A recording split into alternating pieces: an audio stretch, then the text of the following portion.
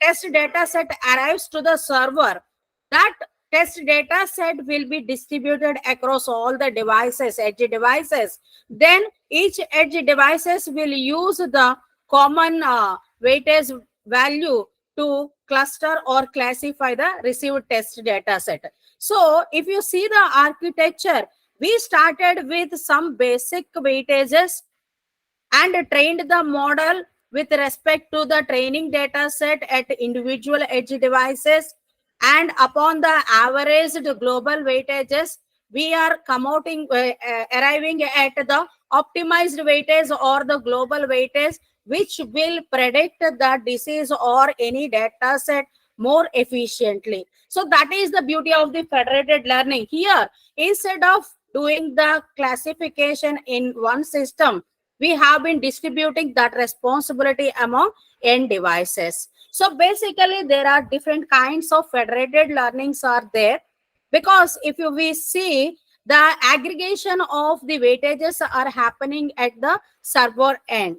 But if you see, basically there are three kinds of federated learnings we have been come across in the situations. One is, we call it as the centralized server.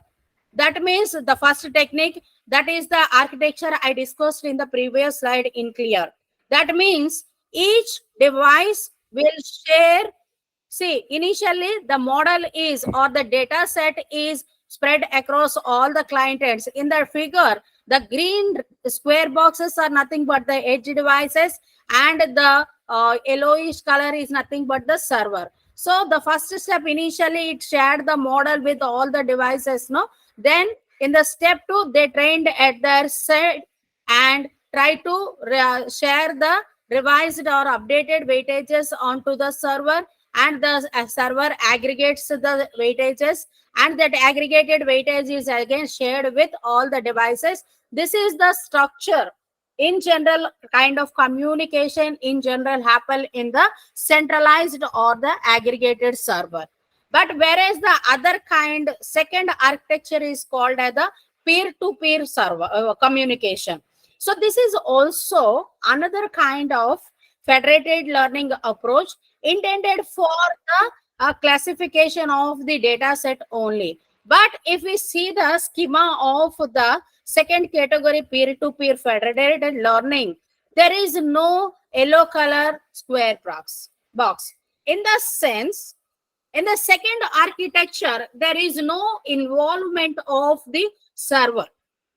The edge devices are taking care of themselves in the sharing of initialization of the weightages as well as the upgradation of the weightages. If we see the schema of the peer-to-peer federated learning, the first one is, initially each square box, that is nothing but the device.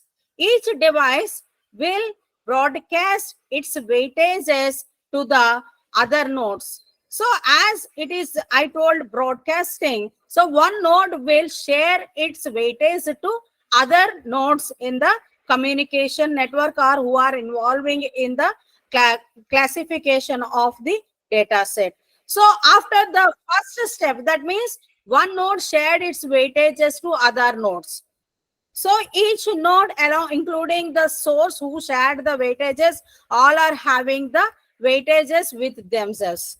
Now similarly, every other node broadcasts its weightages to other nodes, other remaining nodes. So if you see the exchange model step, everybody is sharing its weight with the remaining nodes or the remaining edge devices in the network who are having the sharing repository. Now, everybody is getting the weightages from other nodes. Now, it will add its own weightages and do the aggregation function. See, the fourth step is nothing but the aggregation function. Earlier scenario, the server is responsible for collecting the weightages from individual edge devices and does the aggregation. Whereas in the peer-to-peer network or the schema of federated learning, the server involvement is completely null. So individually, the edge devices will responsible for sharing their weightages and calculation of the global weightage, which is nothing but the aggregation of the local weightages. Now, in the fourth step, after doing the aggregation at the local model, each edge device will be having the final global weightages. Now, if any data set received by any of the edge device, that data set will be distributed among all the nodes, and each node edge device will do the clustering or the classification. Accordingly, the result will be sent back. So here, this is also intended for clustering as well as the classification, but the without involvement of the server. But third arrangement is called as data pooled and cohort pooled and model trained locally. In the sense, instead of involving every devices or edge devices in the network, here that there is an involvement of the database, that we can call it as the centralized database, or we may call it a server is looking after the database. So as and when the situation arises, the server will recognize the suitable edge devices. In the before two cases, either in the aggregation server or peer server, all the edge devices are involved in the clustering case. They may go for any of the common clustering technique or classification mechanism. But whereas in the other third category, the server will decide the suitable edge devices and pick only those devices to be involved in the classification process. So the beauty of the third approach is the selection of the edge devices will be done at that moment of time. So that will avoid many of the attacks on the federated learning. So in general, so that is about the completely the basic functionality of the federated learning. So the clustering or classification is not going to happen at the central level. It is going to happen at the edge devices level in parallel. So that improves the execution time, reduces the execution time, and system efficiency will be increased. So the following are the some of the federated learning examples. So in general, whatever applications we have been using, developing with the uses of the machine learning approach, all the applications can be processed using the federated learning event. So I told federated learning is one of the machine learning approach. So basically, I'm just classified the applications into three. One is the smartphone based, and second one is the organization, and third one is the Internet of Things. If I gone through in depth of these three major classification in general, we can go for basically three kinds of information. It may be a audios, it may be a video, it may be a text. So a majority of the applications falls through the usage of these things. I feel these are the major application domains where I can go for the uses of the smart, federated learning. So the first application is the smartphones. So if we see the features we are having in the smartphones, we are using the smartphone for preparing the PowerPoint slides. We have been using the same for the typing the text. We have been using the same for picture storage and recording the videos, recording the audios, and so many applications like biometric based accessing of the application. So many things we have been using. But if you see for all these cases, I can go for the federated learning. How is I will manage the repository. For example, if I'm going for the face detection, I can give my biometric as the test data set. That is my test data set. That will be reached to the server. That means OS in the where the processor is acting like a server. Then whatever input I am providing as the test data set, that will be processed by the processor. Okay, the processor will create a number of threads in the backend.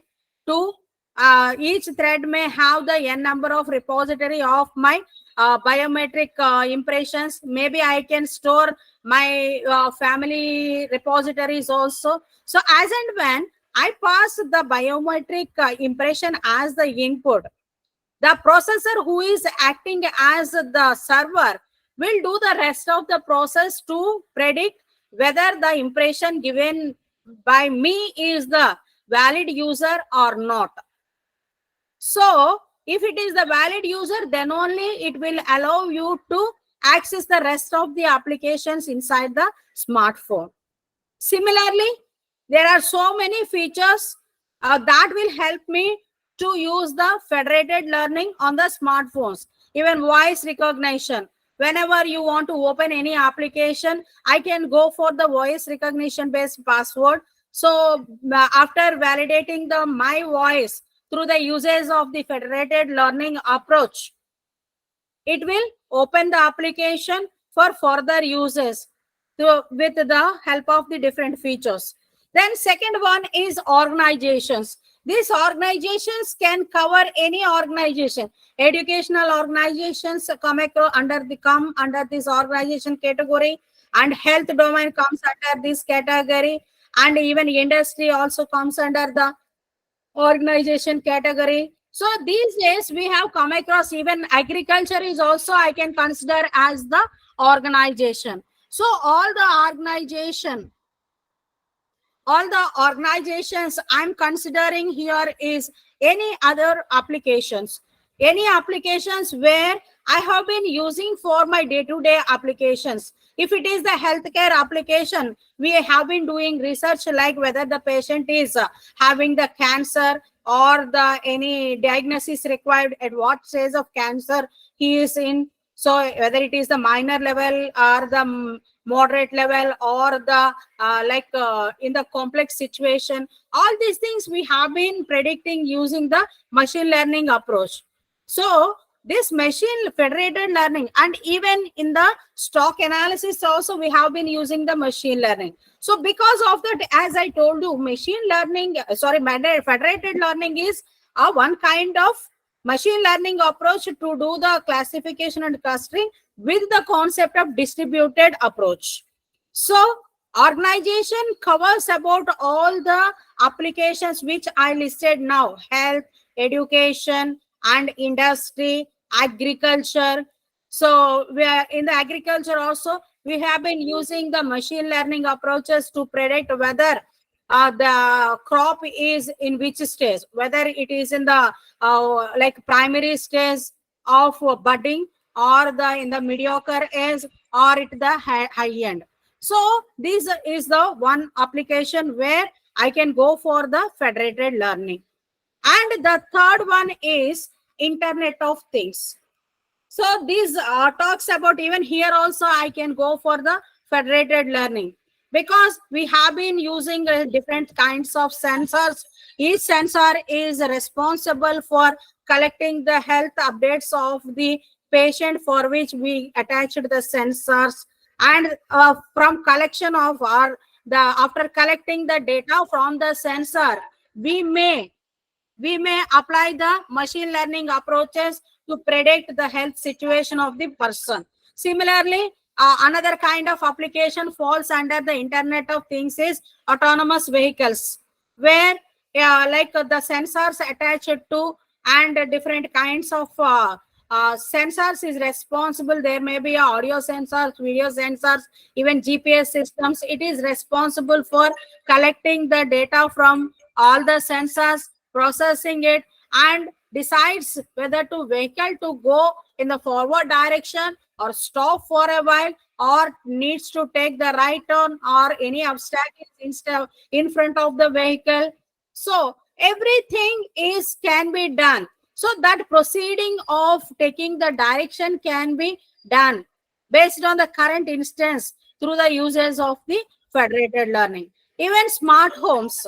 So in the smart homes, we have been integrating n number of sensors. Each sensor is responsible, like a health sensors, body area sensors.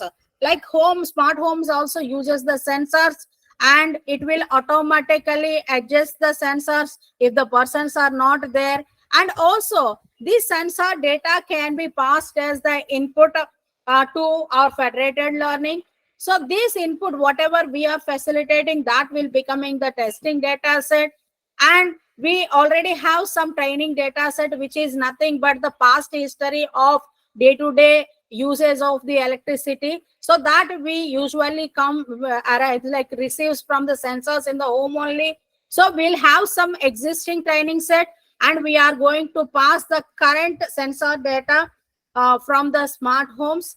Then it will predict, are we going to get more electricity bill in the coming month or not. So likewise, these are the applications, whatnot. Every application can use the federated learning. So the main challenges of the federated learning is this. So as I told you, it is like a clustered approach where the one system will act as the cluster head or the server. The remaining all are considered as the clients in the cluster or the distributed network or the edge devices. As each and every edge devices is connected to the server, so many challenges we need to come across, we need to address, we may call it as. So these are the, while implementing the federated learning, these are the few key challenges we face. One is efficient communication, because as in the network you can see all the edge devices are contacting the server in different phases. In the step 1 phase, the server is interacting with the client edges to share the some weightage values. In the second step, by using that weightage, each parallelly the client edges trained their model and shared their updated weightage to the server. Here also in the third phase or step 3, the client systems or edge devices are interacting with the server by sharing their updated weightages. If you see that in the distributed arrangement of federated learning, there is an involvement of communication between the edge devices and the server always. So if the communication is efficient, then only we can expect that effective communication or efficiency in the processing of the data set. So that is the first challenge we'll have. We try to reduce the communication cost. If we keep on increasing the communication cost, obviously overall computation cost will, communication cost will increase. So that is the basic challenge we come across in the federated learning. The second challenge we come across is heterogeneous systems in the same network. For example, say as I told you, there are 4 or 3 edge devices. We are not sure that all the edge devices will go for the same configuration. So each device may or may not follow the same configuration. In that case, there is a mismatch between or among the devices which are involved in the federated learning application process. And also, the third core challenge we come across is heterogeneity of the data in federated learning. Because, see, the same, as I told, whatever repository the server is having, it is going to distribute across all the edge devices.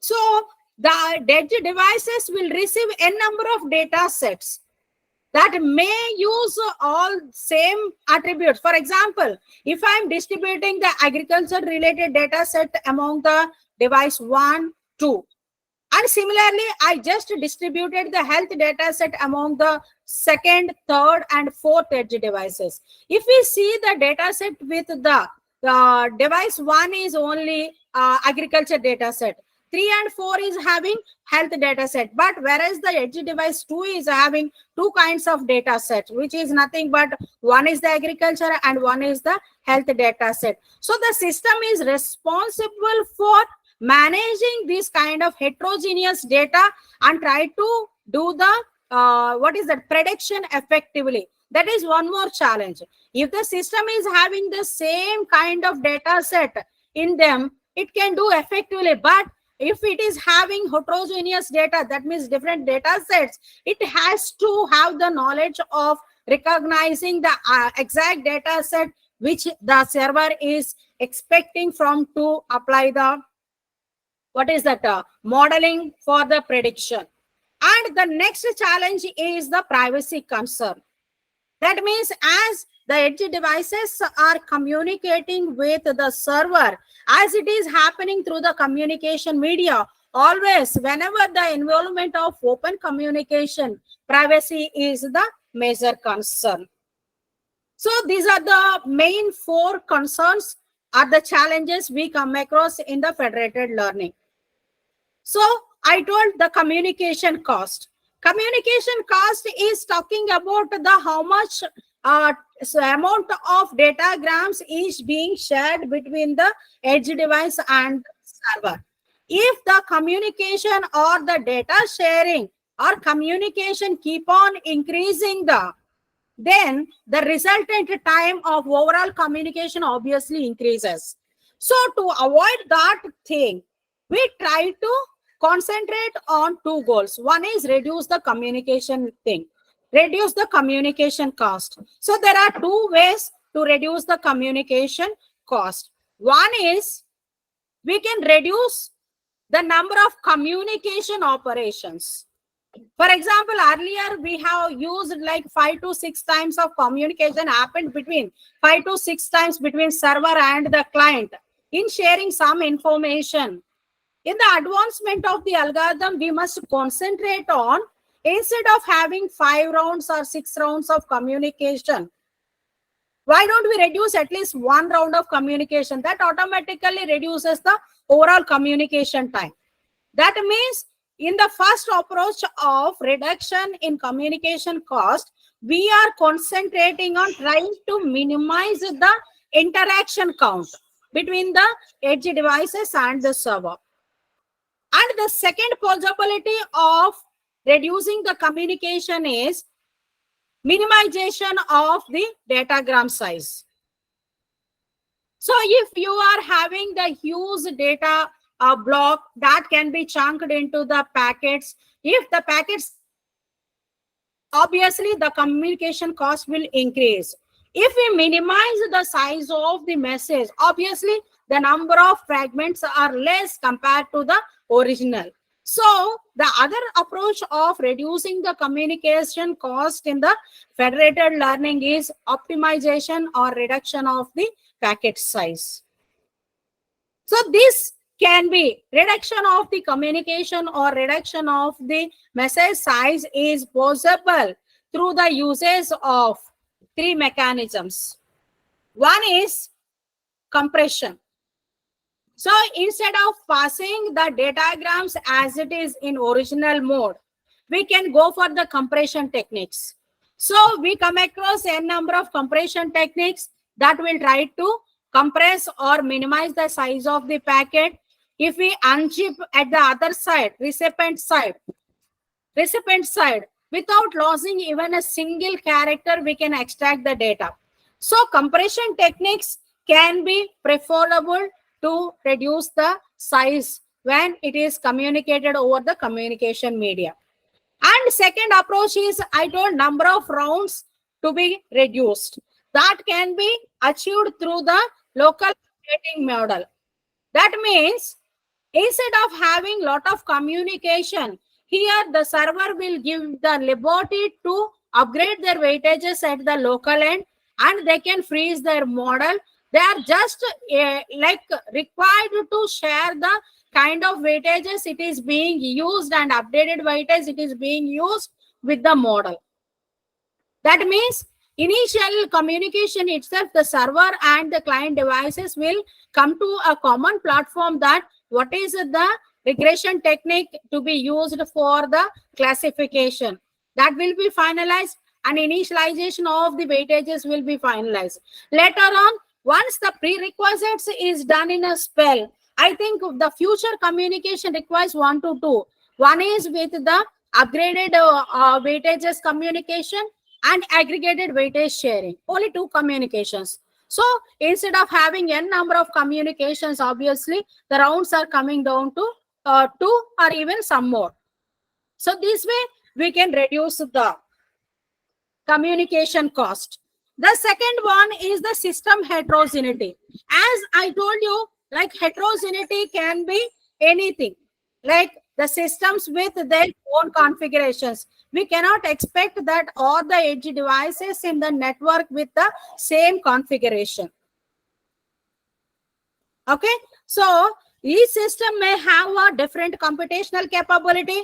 It may have their own storage space. It may have their own network connectivity. Based on that, for example, in the scenario, the networking, one system is connected to 3G, another one is connected to 4G, other edge device is connected to 5G. Obviously, the system connected to 5G will respond more in giving you the predicted result than the other two. So your heterogeneous federated learning decentralized approach is responsible to manage this heterogeneity in terms of computation at the individual device level. It has to balance all the devices in order to give the effective result. So to like that challenge, how we can resolve is there are three techniques available to handle the system's heterogeneity. One is asynchronous communication. The next one is the active device sampling. The third one is the fault tolerance.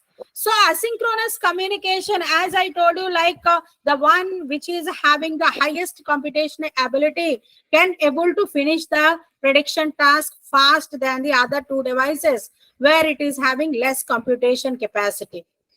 So in that case, the server is in the waiting mode till other two devices has to respond.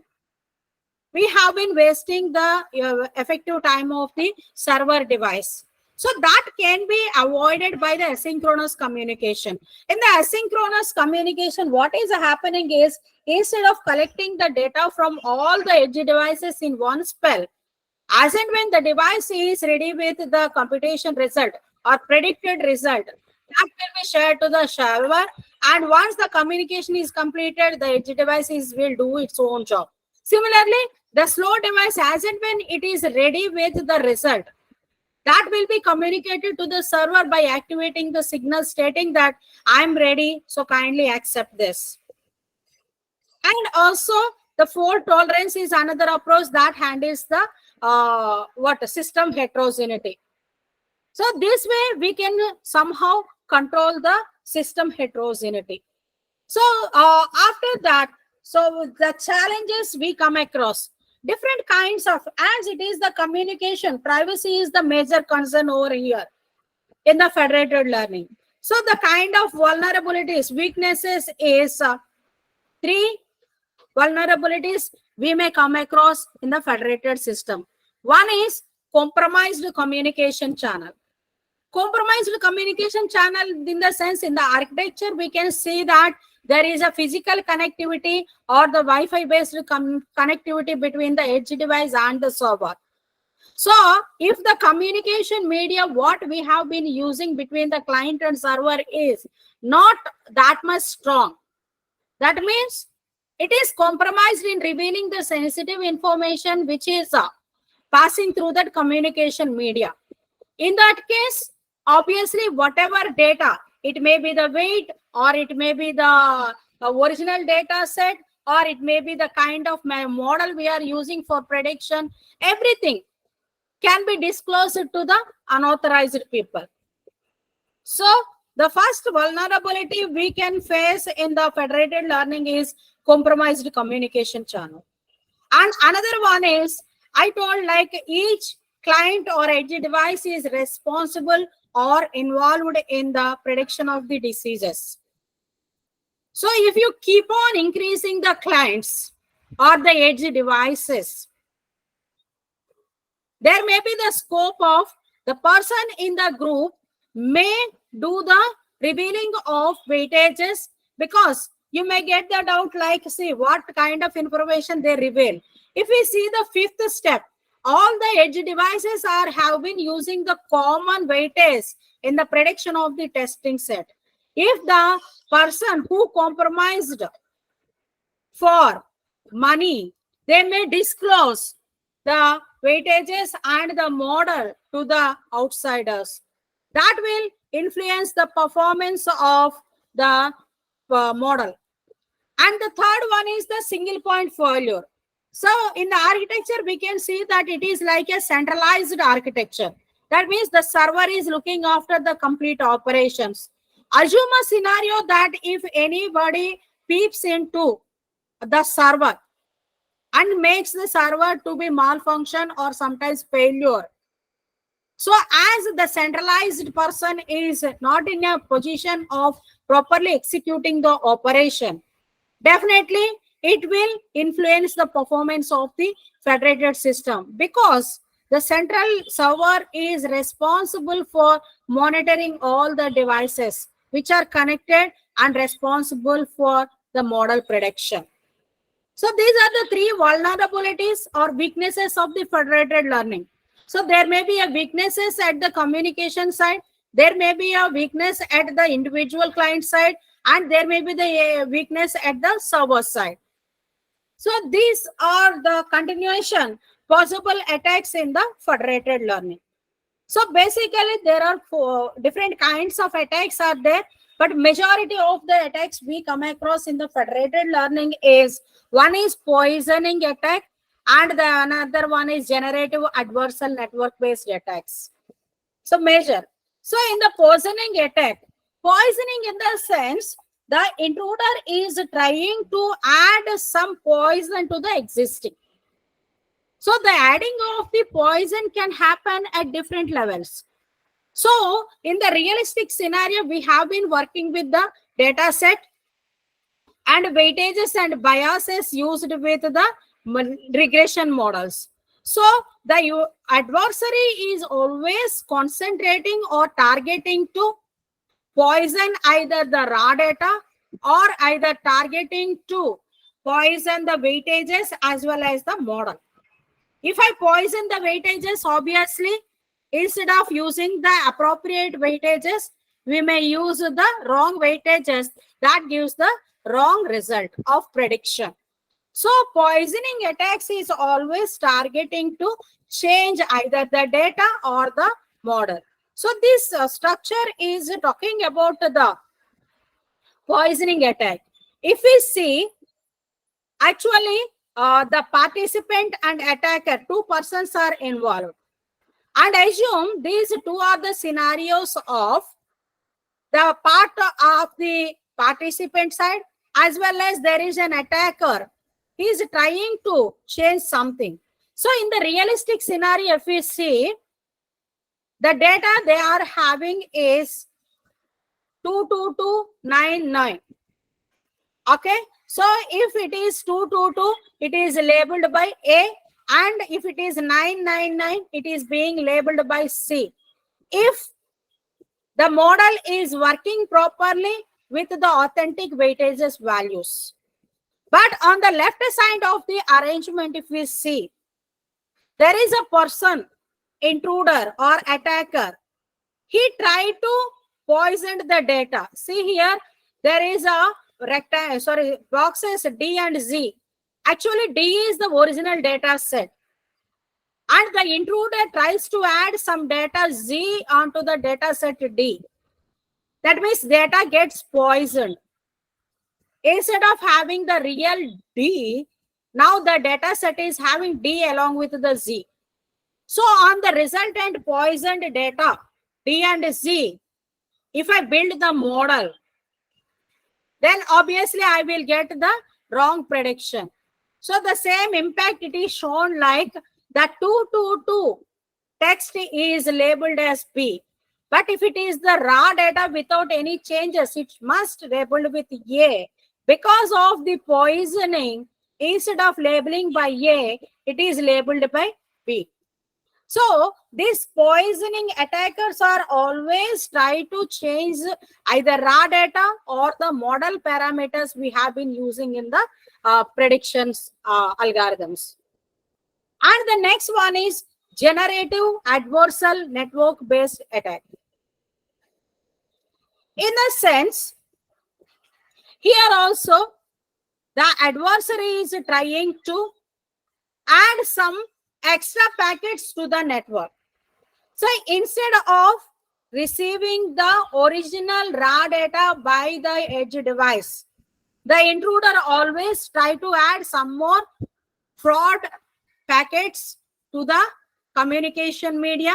Along with the original data, these fraud or poisoned packets will be added up, and that is being received by the edge devices. So whatever data set received at the edge side is not the original one. It contains some poisoned information. So now the edge device is having the poisoned data, not the actual data. So as and when it start working like the building of the model with the given weightages, if it is the original data, the prediction will be as it is or in a correct manner. As and when working on the polluted or poisoned data, obviously the predicted result is the wrong. Okay, so these are the different kinds of attacks. Already I started speaking about the poisoning attacks and the GAN based attack, and there are possible attacks in terms of the privacy. That means unintentional data leakage. Even though the edge device is not interested to share or leak the information, the adversary will try to peep into the data where it is reposited on the edge device and try to access the device, access the data set, and start constructing or predicting the weightage models, weightage values. With those weightage values, they will try to guess some models, and from that model, they will try to test or predict the test data set. That means here the edge device client is not interested to share anything, but even then the intruder is wantingly accessing the system and trying to grab the information, and with the grabbed information they are trying to build the model as well as the prediction of the data values which it is going to receive soon. So this may be one of the attacks possible. And the next one is malicious server. So we are all know, if we start injecting some viruses or worms into it, obviously the functionality of the server become a what do we call it as mischievous. The server will function in abnormal way. As and when the server is becoming abnormal, obviously, because as it is the decentralized one, the server is responsible to coordinate the operations. But in the malicious server scenario, the server is not working in a proper direction.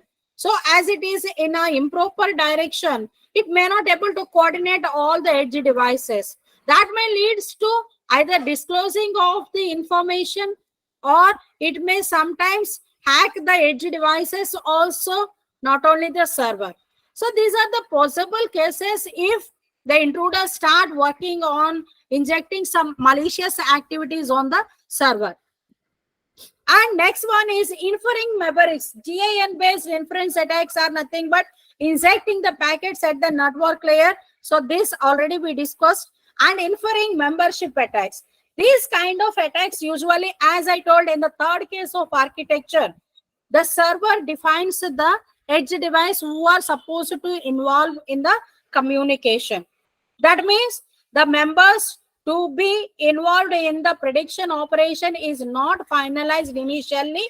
So that will be decided afterwards at that neck of moment. It is also like one way of calling it as session based. So the server will decide the people.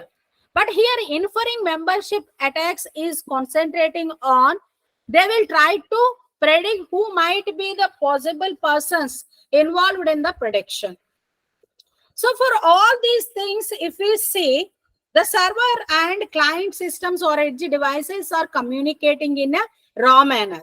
So there is no involvement of securing the messages. That can be avoided with the usage of privacy preserving federated learning. So privacy preserving federated learning is, the architecture will remain same. Server will be there, client or edge devices will be there. But in the prior case, earlier discussion, the server will communicate the data set in a original form or plain text form. Weightages also in plain text form, and aggregated averages weightages also shared in a plain text form. But privacy preserving based federated learning, here there is no case of sharing the information in plain text form. Everything is in the encrypted form only. That means if the server wants to distribute the information onto the edge devices, the owner of the data set, they are supposed to apply the cryptographic technique to encrypt the data. The encrypted text will be forwarded to server. The server will receive the encrypted data set. That encrypted data set will be distributed among all the edge devices. So the main difference between the previous federated learning and privacy preserving federated learning is the client devices or edge devices will receive the encrypted data set, not the realistic data set. Then we may get the doubt that if the data is in encrypted form, how we are going to use the machine learning models to predict the data sets on the received testing data set. There are many approaches available to maintain the privacy preservation of the federated learning. So the main approaches come across the privacy preservation techniques are homomorphic encryption, differential privacy, third one is secure multi-party communication. So homomorphic encryption is the one where the complete data communication, prediction, that means machine learning algorithms can be applied on the encrypted data in the homomorphic encryption. So basically there are three kinds of homomorphic encryptions are there.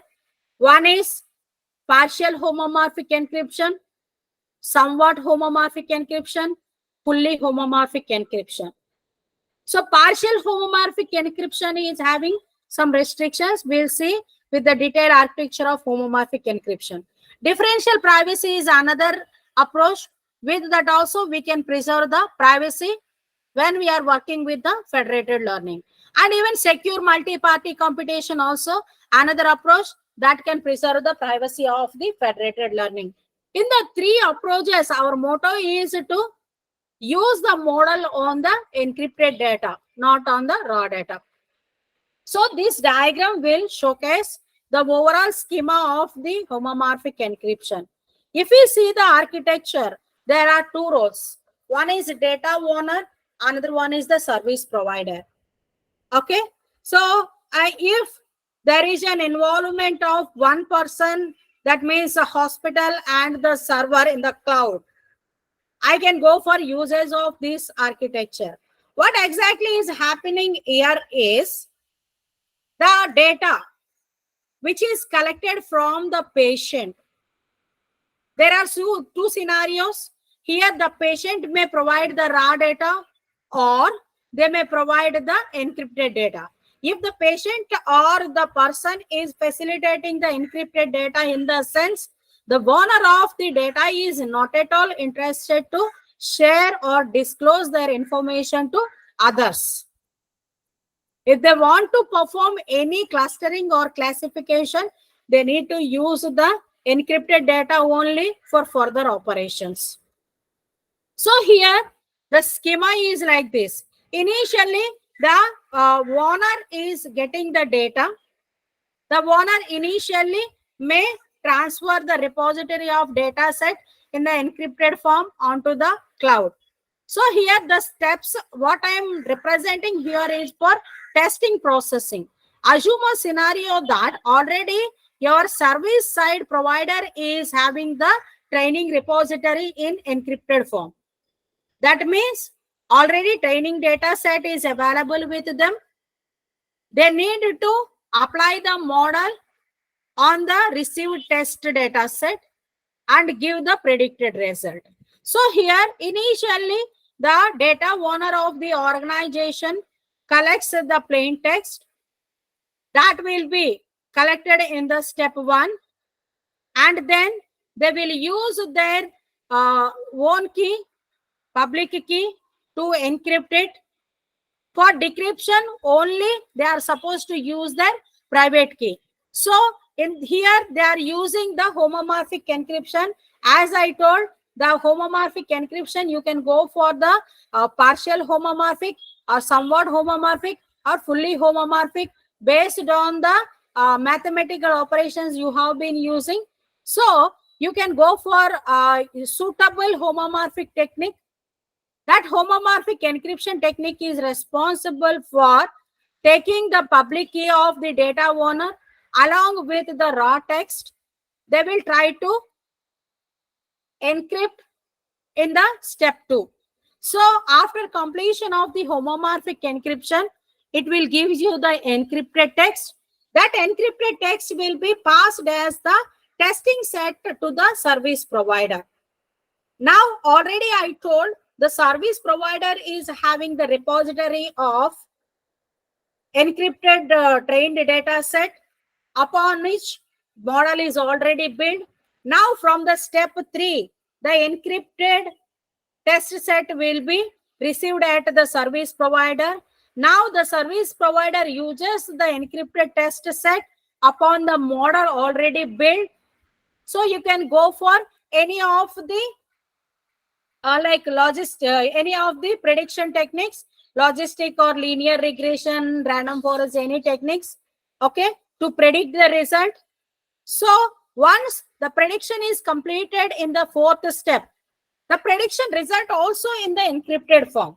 So that value will be transferred through the communication mode or communication media in step 5, and then received on to the homomorphic decryption phase. That is nothing but the step 6.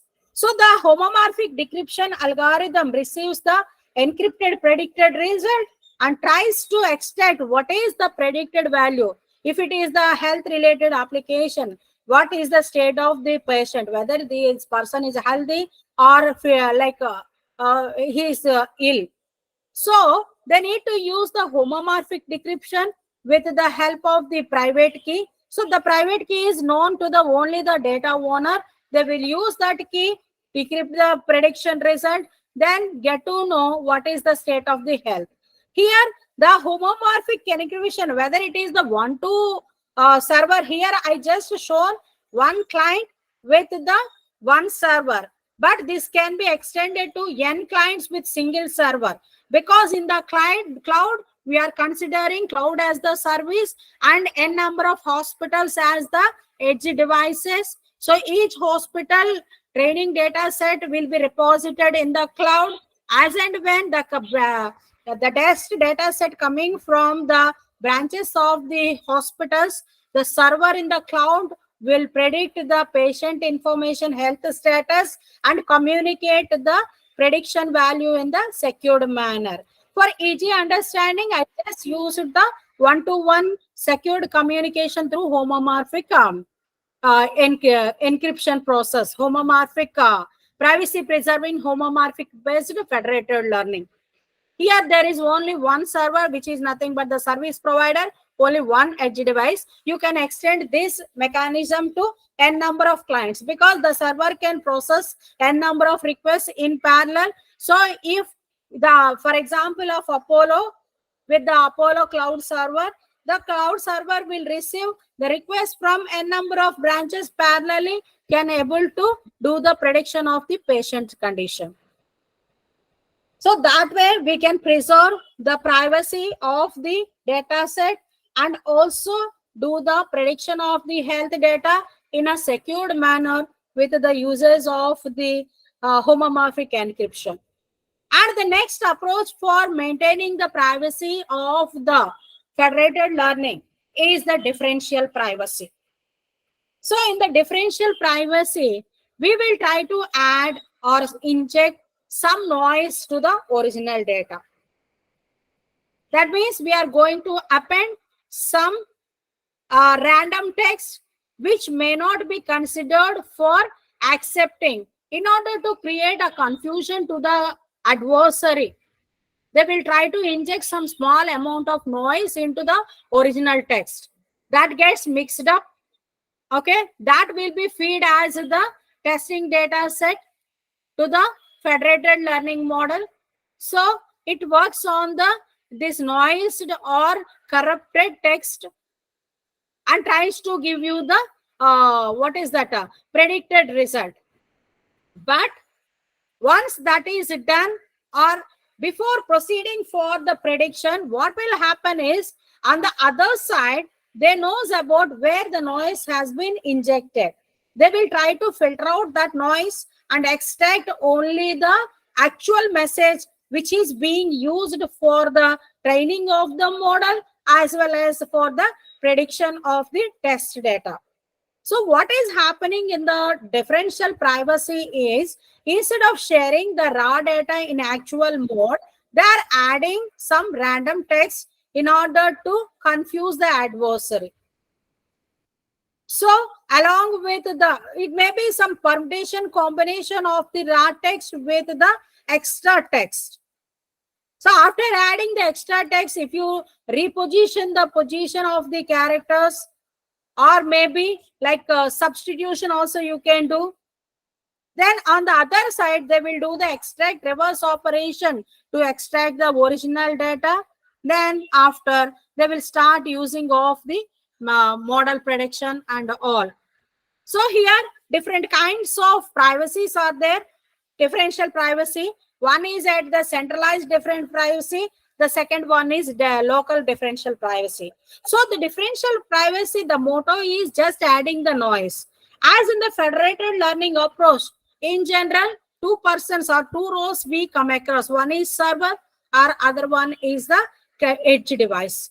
So if it is the centralized differential privacy, that means the server will add the noise at the server end to the raw data set and try to communicate the corrupted, that means noise data set to the client side, edge devices.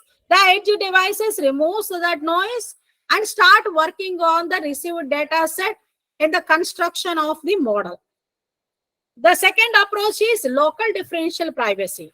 That means here the noise addition will be done at the edge device level, not at the server level. So each device will add some noise to it. So if these kind of happenings like adding the noise at the either at the server level or at the edge device level, the beauty we will get is the data poison attack may be not impossible, somewhat we can control. Because we come across two kinds of attacks, data poisoning attack and model poisoning attack. So here, instead of allowing the client to see the raw data and tries to poison the existing raw data, here we are doing from our side to create confusion to the client. So that makes the intruder to sense that already the data gets poisoned. Why to add the poison or why to poison the data again? If somewhat the attacker feels that it is already getting poisoned, they may not attack our data. But still, that is not completely prevented, data poisoning. But with the differential privacy, somewhat we can restrict the data poisoning by the intruder. We ourselves are including the noise to create some confusion. And the next one is secure multi-party computation. So this is the one which is nothing but selection of n users. In the aggregation model, see what we come across is each edge device will share the updated weightage model to the server. The server calculated the average value and that average weighted value is being used in the model prediction. But in the secure multi-party computation, in the previous scenario, each and every edge device is involved in the calculation of the weightage upgradation and the server is doing the aggregation operation on the updated weightages. But in the secure multi-party computation, All the edge devices may not involve in the upgradation of the weightages. In that sense, it is something like a multicasting. So earlier case is broadcasting case. Everybody will be involved in the communication with the server. Whereas in the secure multi-party commutation, the server decides who are the people are supposed to involve in the updation of the weightages. In the sense, among n edge devices, randomly the server will pick m edge devices. These devices will train their model upon the received weightages and come out with updated weightage. That updated weightage will be communicated to the server. The server aggregates and finalizes the global weightage. That global weightage will be communicated to all the edge devices who are having the data repository. So here the difference with the previous one is the global weightage is computed with the involvement of selected edge devices, not by everyone. So the selection will create the like some confusion to the intruder. Because if they know before who are going to involve in the weightage upgradation, sometimes the compromised edge device may reveal some sensitive information. As the secure multi-party computation is randomly picking the edge devices in the calculation of aggregated weightage, the server will finalize the global weightage and that will be shared. So that creates a little restriction of the intruder involvement in accessing of model prediction as well as the predicted value on the test data set. Okay, so far we come across different privacy mechanisms, whether it is the homomorphic or differential privacy or secure multi-party computation. All these key approaches are aiming to provide the privacy towards the federated learning. But still challenges are there. The challenges are security, privacy, and mitigation of the dependency, trustfulness, and fair federated learning. These are all nothing but there is no hardened rule or measurement rule which helps us to measure that how ethically the edge device is involved in the federated learning. There is the situation either server may compromise, we are not sure. The edge device may compromise, we are not sure. And the communication medium may be weak enough so that the leakage of the information may reveal the sensitive information. Even though some techniques are available for the privacy preserving in the federated learning, still the challenge is on the research towards the providing the security and privacy and creating the trustfulness at the edge device level or at the server level. And the other one is when we are sharing the information even in the secured info way, encrypted format or the way, still there are the situation like we may lose certain features even though we are sharing the information in a secured manner. We are not sure that whatever data set, even though we use the encryption technique, all the attributes are received to the exact destination or not. And even the issues in vertical learning, federated learning is another challenge. That means in general, in the federated learning, I told the complete data repository or the data set is distributed among the edge devices. In general, the distribution can happen in two ways. One is horizontal way, another one is vertical manner. Horizontal federated learning in the sense, it splits the data set into horizontally. That means, for example, if we consider data set as the table, horizontal distribution will do the division of the data set in a row manner. That means, assume your data set is having 1000 records. So it will like split the records horizontally. That means first 100 records onto edge device 1, next 100 onto another device. Likewise, they will distribute. In the sense, whenever you follow horizontal federated learning, the complete records along with the attributes even being shared across the n devices. But if it is the case of the vertical federated learning, the data is vertically splitted. That means the few attributes related records are at one edge level, edge device side, and few on the another edge.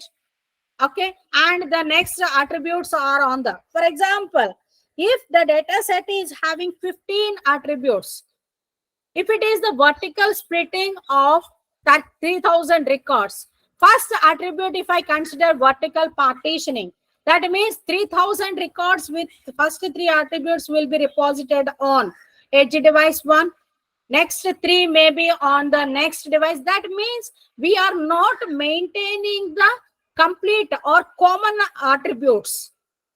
Restricted or selective attributes and complete records we are maintaining.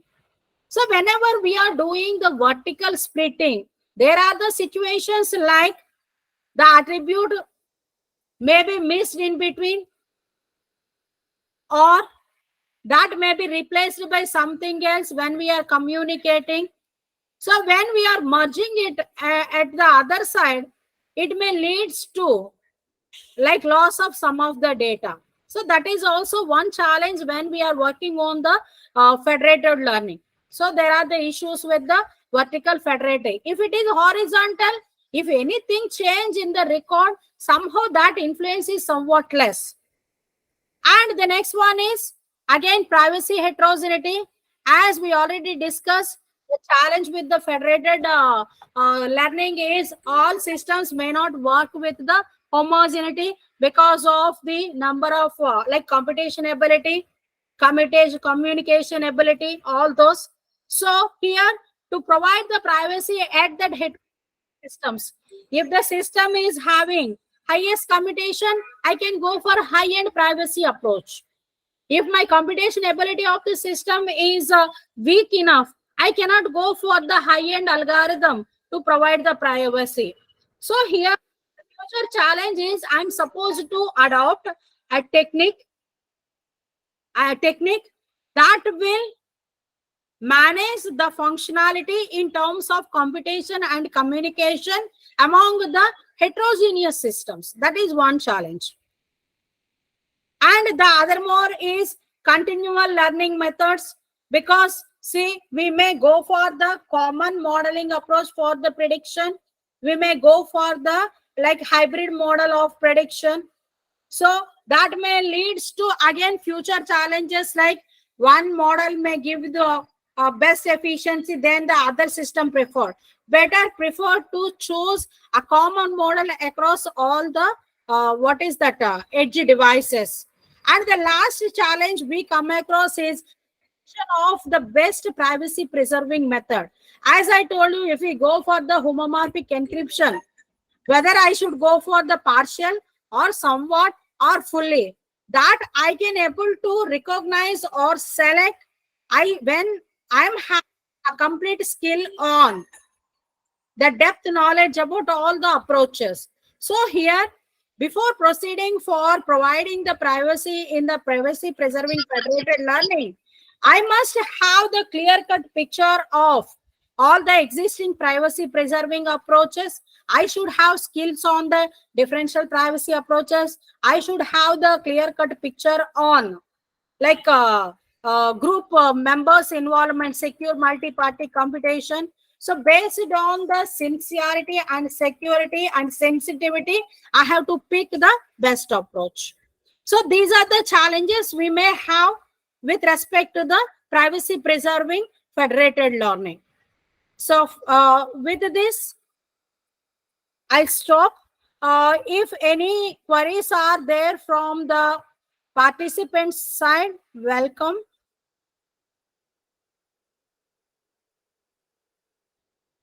Sir, any questions from the audience?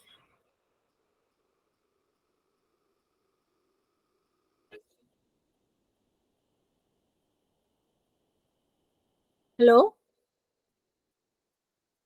Hello? Yeah, ma'am. Shall we wind up, ma'am? Sir, any questions from the participant side? So this is about my topic, like what exactly the federated learning is, applications, and the vulnerabilities, attacks, plausible attacks, and what are the privacy preserving techniques available, and the challenges we may come across when we are Yeah, ma'am. facilitating. We really enjoyed your session, ma'am. I would like to ask the participants, anyone can please ask any queries. Any questions from audience? Any questions from audience? Please ask. Any questions from audience? Please ask. Very useful session and very distinguished eminent and speakers. Very good lecture also.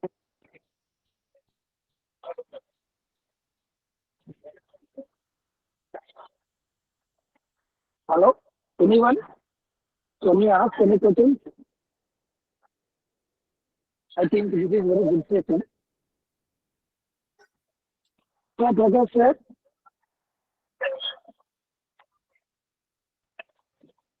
Hello. Hello, Prakash sir. Prakash Sir, sir. shall we wind up, ma'am? Sir. Yes, yes, yes. Yes, yes, yes, yes, yes, yes, yes. Please wind up the session. Prakash sir, please wind up the session. Yes, yes, yes, sir. Ma'am, really thank you so much for attending our session as a keynote speaker, and we really enjoyed the session. Just you exposed the entire federated learning on the security and the threats and all during this federated learning. And your talk is not only the knowledgeable and also inspirational, which gives a lot of energy to other participants to do research work in this federated learning. Thank you once again, ma'am. We really looking forward to working with you. And thank you once again to all the participants for actively participating since the morning session. Thank you. And I request all the participants, please fill the feedback link to get the certificate.